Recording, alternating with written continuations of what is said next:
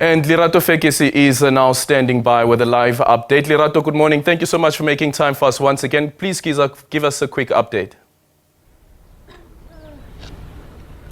A very morning to Aldrin. So this morning, the third witness took the stand. Her name is Dr.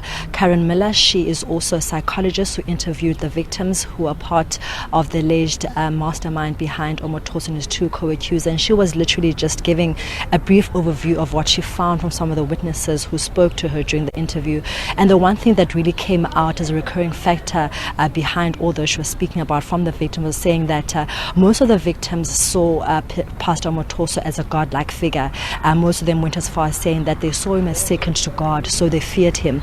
Inside the church, Aldrin, there were a number of girls who were called the Omotoso girls, and every other girl inside the church aspired for this. So when these girls were coerced to going inside his house and being part of this elite type of girls, they really fought for a long time and believed that they were going inside the house to be blessed, for the trajectory of their life to change, to receive blessings, and above all to be close and to be touched and to be seen by this God-like figure. So much so that most of the girls said that even when he looked at them, they felt like their life was changing. When he would hold their hand, they felt like they were blessed. So for now, if they got a chance now to be invited into the house, it was something they couldn't let go of. And so they went inside the house, seeing this man as a God-like figure, seeing him as the ultimate God in their lives. And then when they got inside their house, they saw someone who was different. At one stage in the pulpit, he's a good man of God, so kind, performing miracles, healing people, and then back at home he is like a dictator. They said that they feared even hearing his voice, would come into a room angry over something really small, and they would fear for their lives. But they stayed there because most of them were naive teenagers who came from rural backgrounds, and they saw this man as the key to bettering their lives and their families, and they felt that if they ever testified against him because of what they saw happening in the church in terms of the powers he possessed, he would curse their lives.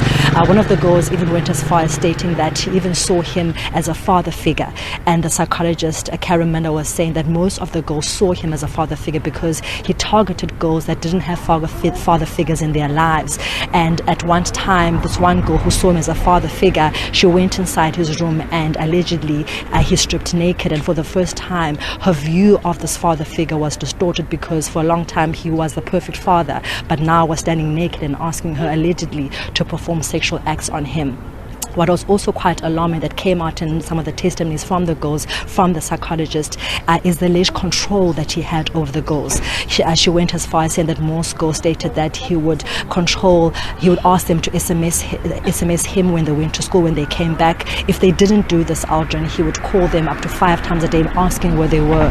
An alarming testimony that came out was that one girl stated that at one time she was out of town having an ice cream in a separate town from the house, and then he called and said that you don't know, but I actually see that you're having an ice cream. And she was terrified because she then became aware that even outside of his presence, he still had control over them. So he controlled who they talked to. If they had a boyfriend, he would beat them up for that because he didn't want that. He wanted strict control over them. They were controlled in what they eat, when they sleep. They only had one meal a day.